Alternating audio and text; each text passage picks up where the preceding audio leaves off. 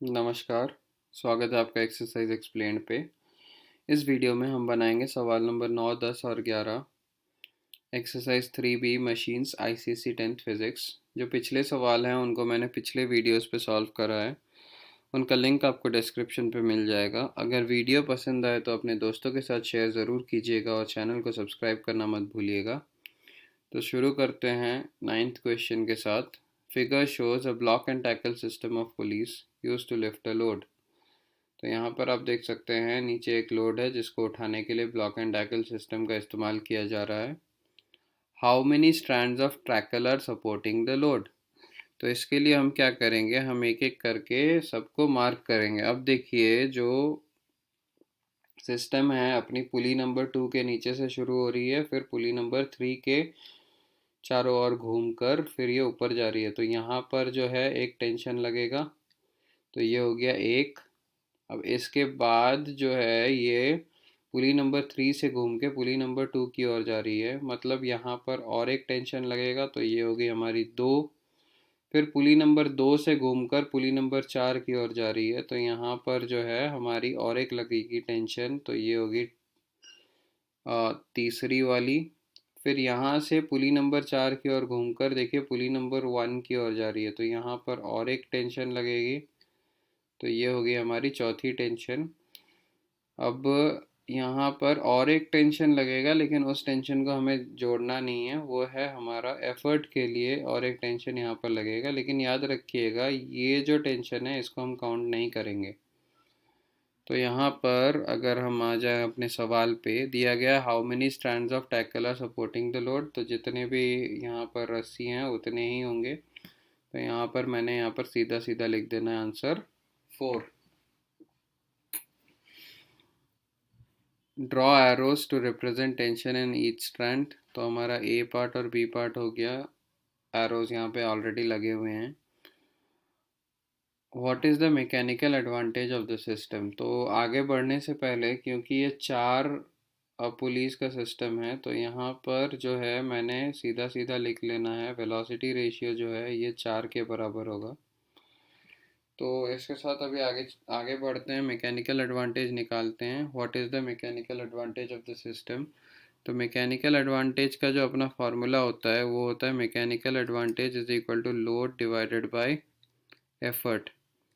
अब लोड के लिए यहाँ पर देखिए जितने भी टेंशन लग रहे हैं सबको गिन लेना है, बट एफर्ट वाला टेंशन जिसको मैंने सर्कल करा है वो नहीं गिनना है हमें। तो यहाँ पर कितने टेंशन हो गए हमारे पास हो गए 4 टेंशन, तो 4T लिख दूंगा मैं यहाँ पर। 4T आ गया डिवाइडेड बाय T। तो अभी देखिए T और T को हम कैंसिल कर सकते हैं, तो अपने पास जो है मैकेनिकल एडवांटेज वो हमें मिल गई इस सिस्टम की 4। तो मैकेनिकल एडवांटेज बन गई हमारी 4। अब जो अगली चीज़ हमें निकालनी है, सी पार्ट हो गया हमारा पूरा, यहाँ पर लिख देता हूँ सी पार्ट। डी पार्ट में when load is pulled up by a distance of 1 metre how far does the effort move. So यहाँ पे distance move by the load is 1 metre, distance move by effort ये हमें निकालनी है। अब देखिए इसको निकालने के लिए हम सीधा सीधा वेलोसिटी रेशियो का फॉर्मूला इस्तेमाल कर सकते हैं। तो velocity ratio is equal to D E divided by D L. तो यही होता है वेलोसिटी रेशियो का फॉर्मूला। अभी देखिए हमने निकालना क्या है, हमने निकालना है डी ई। तो इसी फार्मूला से डी ई का वैल्यू क्या हो जाएगा हमारा, velocity ratio into D L. तो ये हो गई हमारी डी ई का फार्मूला। अब जो है हमने यहाँ पर क्या करना है, D E is equal to बस वैल्यूज़ बिठा देने हैं। तो वेलोसिटी रेशियो है हमारी 4 की, मैंने ऊपर ही लिखी है, इनटू डी एल जो है ये है हमारी 1 मीटर की। तो हमारी डी ई कितनी होगी, डिस्टेंस मूव बाय एफर्ट होगी हमारी 4 मीटर। मतलब देखिए ये जो सिस्टम होता है ब्लॉक एंड टैकल सिस्टम, इसमें आपको एफर्ट का जो डिस्टेंस है, मतलब आपको रस्सी को ज़्यादा खींचना पड़ता है। याद रखिएगा, रस्सी को हमने ज़्यादा खींचना पड़ता है, लोड धीरे धीरे ऊपर आता है, लेकिन अपने को ज़्यादा एफर्ट नहीं लगाना पड़ता, वही सबसे बड़ा अपना एडवांटेज होता है यहाँ पर। तो डी पार्ट जो है ये हमारी बन गई अभी। अब चलते हैं ई पार्ट की ओर। How much effort is needed to lift a load of 100 newton. तो लोड दी गई है, यहाँ पर मैं लिख दूंगा load is equal to 100 newtons. Effort हमें निकालनी है। तो आप अभी तक समझ गए होंगे कि हमें सीधा सीधा कौन सा फार्मूला बिठाना है। हमें बिठाना है मैकेनिकल एडवांटेज वाला फार्मूला, जो कि है लोड डिवाइडेड बाय एफर्ट। तो यहाँ पर मैकेनिकल एडवांटेज हम पहले से जान रहे हैं, हमें एफर्ट निकालनी है। तो एफर्ट जो होगी ये होगी हमारी load divided by mechanical advantage. तो एफर्ट हमारी यहाँ पर बन जाएगी, लोड है हमारी कितने की, लोड दी गई है 100 न्यूटन की, डिवाइडेड बाय मैकेनिकल एडवांटेज हमने सी पार्ट पे निकाला है, वो है 4। तो हमें एफर्ट जो है, एफर्ट हमें मिल गई कितने की, 100/4 होता है 25। तो 25 न्यूटन की एफर्ट। आप देख सकते हैं सिर्फ 25 न्यूटन का एफर्ट लगा के हम 100 न्यूटन के लोड को खींच सकते हैं ऊपर। तो उम्मीद करता हूँ आपको ये सवाल समझ आ गया होगा, थोड़ा सा लंबा सवाल था। चलते हैं अगले सवाल की ओर, जो कि है सवाल number 10। A block and tackle system has velocity ratio 3। तो सीधा सीधा यहाँ पर दिया गया है हमें वेलोसिटी रेशियो की जो वैल्यू है ये दी गई है 3। Draw a label diagram of the system indicating the points of applications and direction of load and effort। अब देखिए ये मैंने पहले इसको डायग्राम को यहाँ पर देखिए, छोटा सा डायग्राम है। अब जो लेफ्ट लोड है ये जायज़ सी बात है कि नीचे की ओर एक्ट करेगी, तो लोड का जो डायरेक्शन होगा वो भी नीचे का होगा, और जो एफर्ट है एफर्ट भी नीचे की होगी। वेलोसिटी रेशियो जब 3 की दी जाती है, हमें समझ जाना चाहिए कि 3 पुली का सिस्टम है। और जब भी हम ऑड नंबर ऑफ पुलीज का सिस्टम बनाते हैं, याद रखिएगा जो फिक्स्ड पुलीज होते हैं वो हमेशा नंबर ऑफ मूवेबल पुलीज से कम होते हैं। और अगर आपने क्या करना है कि अगर आपने यहाँ पर अगर वेलोसिटी रेशियो 4 दी गई होती, तब आपने क्या करना है, 2 फिक्स्ड पुली और 2 मूवेबल पुली, जैसा कि हमने पिछले वाले सवाल पर देखा था। तो उम्मीद करता हूँ आपको डायग्राम समझ आ गया होगा। ये शुरू होती है पुली नंबर 3 से, ऊपर जाकर 2 की ओर घूमकर फिर ये नीचे आती है, और नीचे आकर फिर ये एफर्ट यहाँ पर लगती है। तो अपना ड्रॉ लेबल डायग्राम वाला पार्ट तो हो गया। अब जो है, a man can exert a pull of 200 kgf। तो एक आदमी 200 kgf की जो फोर्स है वो लगा सकता है। तो यहाँ पर ये हो गई एफर्ट, याद रखिएगा ये एफर्ट हो गई हमारी 200 kgf की। अब अगर kgf को आपने न्यूटन में कन्वर्ट करना है तो आपने 10 से मल्टीप्लाई करना होता है, तो ये हो गई 2000 न्यूटन की। मैं हमेशा SI यूनिट में सवाल को बनाना प्रेफर करता हूँ। What is the maximum load he can raise with his pulley if efficiency is 60%। तो यहाँ पर एफिशिएंसी की जो वैल्यू है 60% है, तो 60% को हम 0.6 मान लेते हैं, क्योंकि 60% 60/100 के बराबर होता है। 60/100 जो है ये हमारा 0.6 होता है। तो अभी सबसे पहले हमने क्या करना है, यहाँ पर देखिए वेलोसिटी रेशियो है और एफिशिएंसी है, तो हमने मैकेनिकल एडवांटेज निकाल लेना है। अब हम मैकेनिकल एडवांटेज के लिए एफिशिएंसी का फॉर्मूला इस्तेमाल करेंगे। Efficiency is equal to mechanical advantage divided by velocity ratio. तो अपनी जो मैकेनिकल एडवांटेज जो होगी हमारी, ये हो जाएगी एफिशिएंसी इंटू वेलोसिटी रेशियो। अब देखिए हमने यहाँ पर मैकेनिकल एडवांटेज जो है इसको, एफिशिएंसी कितने की है, एफिशिएंसी है हमारी 0.6 की, इनटू वेलोसिटी रेशियो कितने की है, वेलोसिटी रेशियो है 3 की। तो हमें मैकेनिकल एडवांटेज कितनी मिली, 6 3 18, और एक प्लेस डेसिमल है, इसका मतलब हमें मैकेनिकल एडवांटेज मिल गया 1.8 का। अब हमें मैकेनिकल एडवांटेज मिल चुका है 1.8 का। अभी हम लोड आराम से निकाल सकते हैं क्योंकि एफर्ट दी गई है। तो यहाँ पर हमने मैकेनिकल एडवांटेज का फॉर्मूला इस्तेमाल करना है जो कि होता है लोड डिवाइडेड बाय एफर्ट। तो यहाँ पर लोड हो जाएगी हमारी मैकेनिकल एडवांटेज इनटू एफर्ट। तो लोड जो है ये हमारी होगी, मैकेनिकल एडवांटेज है 1.8 की, इनटू एफर्ट जो है ये 2000 न्यूटन की है। तो हमें यहाँ पर लोड जो है ये मिल गई 3600 न्यूटन के बराबर। तो 3600 न्यूटन की लोड हमें मिल गई। अगर आपने इसे केजीएफ में कन्वर्ट करना है तो डिवाइड बाई 10 कर लीजिएगा। तो 3600 डिवाइड बाई 10 हमें मिलता है 360 केजीएफ। तो लोड हमें मिल गई 360 केजीएफ की।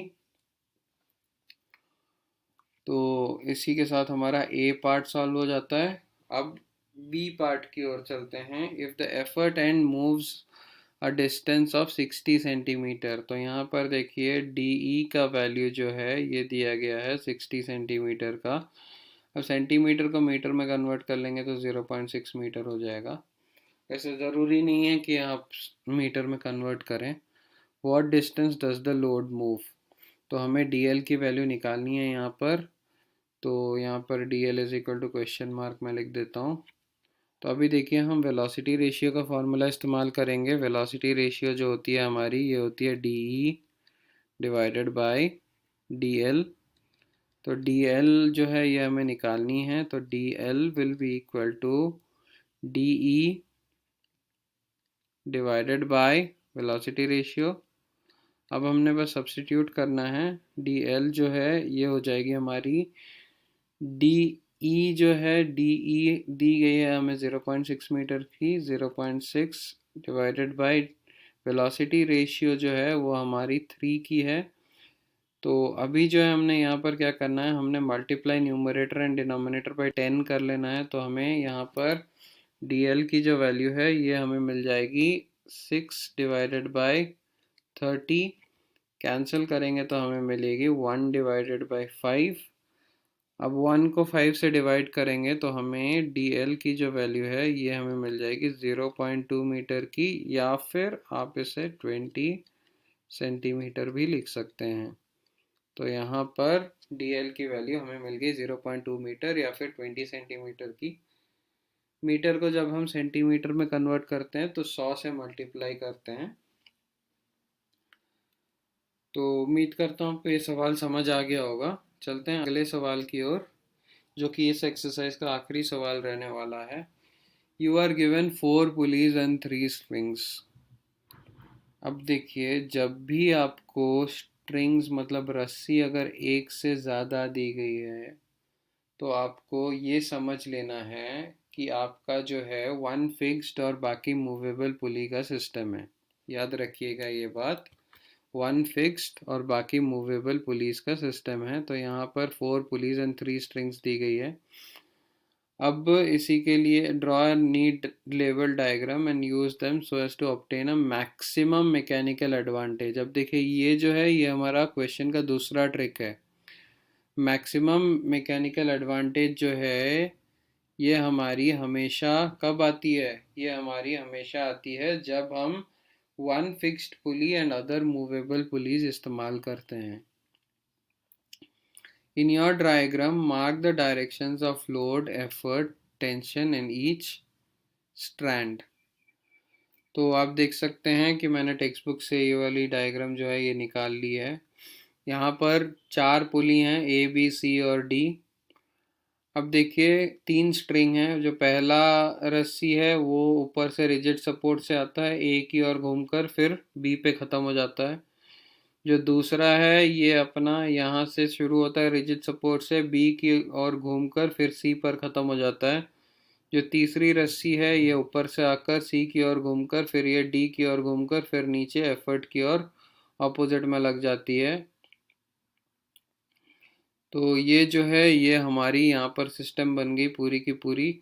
टेंशन जो है सारे ऊपर की ओर लगेंगे। यहाँ पर जो T3 का जो यहाँ पर आखिरी वाला जो ये T3 का वैल्यू है ये वाला, ये T3 हमारा एफर्ट के बराबर होगा, याद रखिएगा। तो डायग्राम बन गई हमारी, सारे डायरेक्शंस भी लगा दिए गए हैं, एफर्ट नीचे की ओर, लोड भी नीचे की ओर लगेगी, तो लोड को मैंने यहाँ पर नीचे की ओर लगा देना है। What assumptions you have made to obtain the required mechanical advantage? अब assumptions का जो चक्कर है ये सारे पुलिस के केस में सेम रहता है। पहला मैं यहाँ पर assumptions लिख देता हूँ, याद कर लीजिएगा। ये assumptions कोई भी सवाल में पूछा जाए, ज़्यादातर सवालों में यही होता है। एफिशिएंसी इज इक्वल टू 100%, तो एफिशिएंसी 100% होती है, मतलब कोई भी लॉस नहीं होता है। तो ये हो गई पहला वाला। अब दूसरा जो है एजम्पशन ये होता है कि फ्रिक्शनलेस, तो ये हो गया हमारा दूसरा एजम्पशन। और तीसरा एजम्पशन जो होता है वो होता है हमारा मासलेस, मतलब पुली जो है वो मासलेस है।